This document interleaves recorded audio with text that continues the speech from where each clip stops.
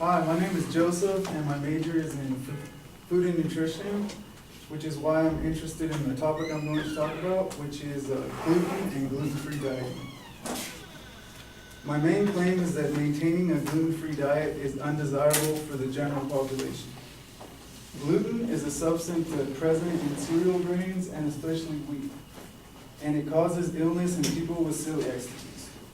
Celiac disease is a disease in which the small intestine is hypersensitive to gluten, leading to difficulty in digesting food.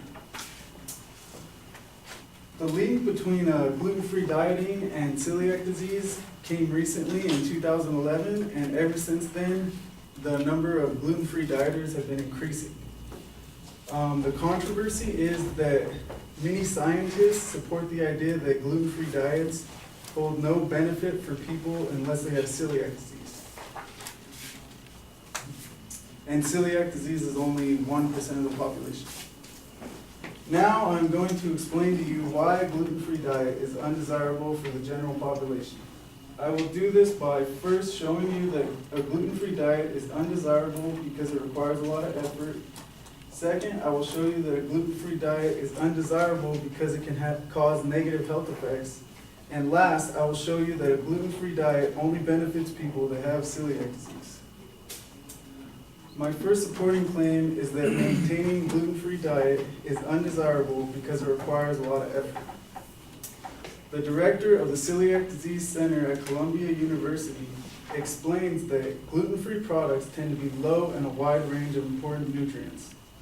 This means that gluten-free dieters will have to exert a lot more effort in looking through food products to check if they have gluten. Also, gluten-free dieters must use supplements to replace the nutrients. This is particularly problematic because a lot of supplements use gluten to process their products. So this means that gluten-free dieters will have to check all their food labels as well as all their supplement labels that they consume. My second supporting claim is that a gluten-free diet is also undesirable because it can cause negative health effects. Peter Shuri, a distinguished researcher for the Nutrition Bulletin at Hertfordshire University, states that it is an overreaction to assume that the health of more than a small portion of the population will be improved by eliminating wheat or gluten from the diet. In fact, the opposite may occur, as wheat is an important source of protein, B vitamins, minerals, and bioactive components, meaning that gluten-free dieting can affect one's health negatively if they do not supplement. Also, when gluten-free dieters avoid gluten, they tend to sacrifice whole grains for refined grains because gluten-free products use a lot of refined grains to replace the whole grains.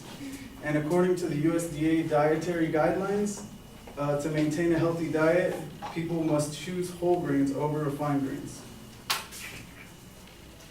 My third claim is that maintaining a gluten-free diet is also undesirable for the general population because it only benefits people that have been diagnosed with celiac disease.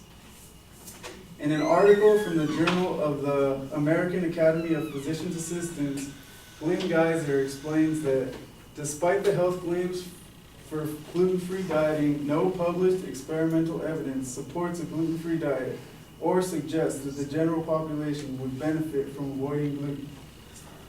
This means that 30% of the population is following a gluten-free diet blindly without knowing any benefits that it may have. Now to tie it all together. Gluten-free dieting is used as a treatment for celiac disease. When used to treat celiac disease, a gluten-free diet is very desirable because it has been proven beneficial. But gluten-free dieting for the general population is very undesirable because it has no proven benefits for the general population, it is very inconvenient, and can have negative health effects. All in all, it is possible to maintain a gluten-free diet, but the sacrifices that one must make to do this makes a gluten-free diet very undesirable.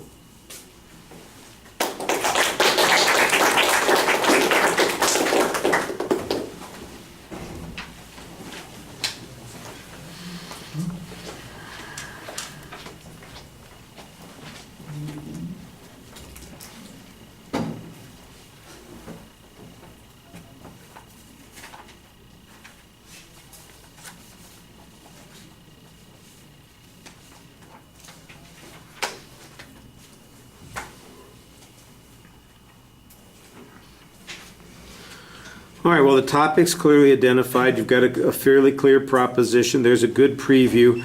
I do think at one point at the end, toward the end of the speech, you mentioned that 30% of the population is following a gluten-free diet, and it's really only going to benefit 1% of the population. That seems like something that should have been in the opening of the speech, so we would know a little bit more about the nature of the controversy and how many people are potentially harming themselves as a consequence of following advice that is really inappropriate for them.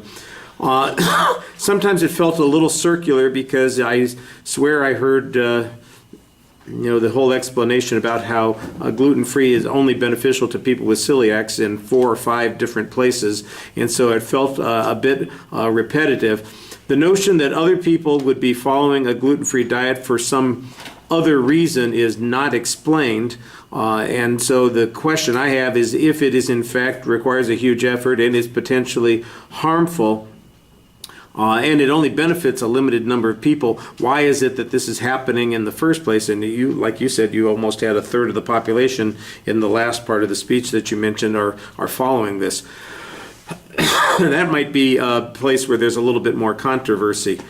The negative effects of consuming a gluten-free diet are hinted at. Nothing is quantified, so people need some of the materials because it's got proteins or it's got B vitamins in it that people might need, and that the only alternative would be some kind of supplement, and that some of those supplements actually have gluten in them anyway, which means that it's really a complicated process for people to remain gluten-free. Maybe there's an argument that could be made that suggests that people test for celiacs or have some diagnosis before considering having a gluten-free diet, so that then we know whether or not it's necessary.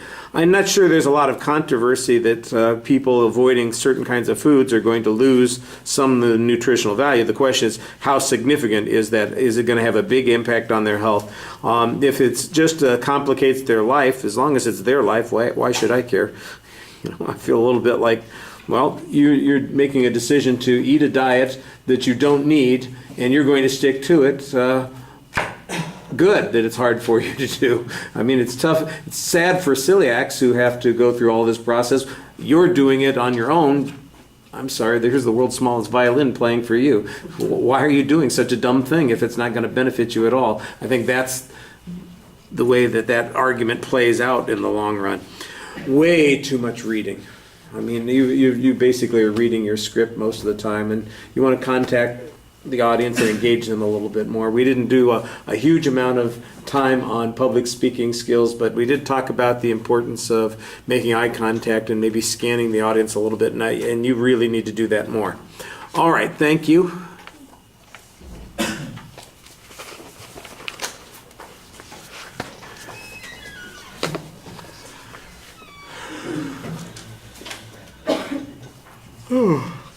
I know how hard it is. I had to spend like 45 minutes trying to track down gluten-free lasagna noodles at Walmart one day. I had to ask 3 different people. They had to go in the back and check on it. It's actually not in one spot. It's in another spot. Holy criminy. What a pain in the butt. My stupid kid.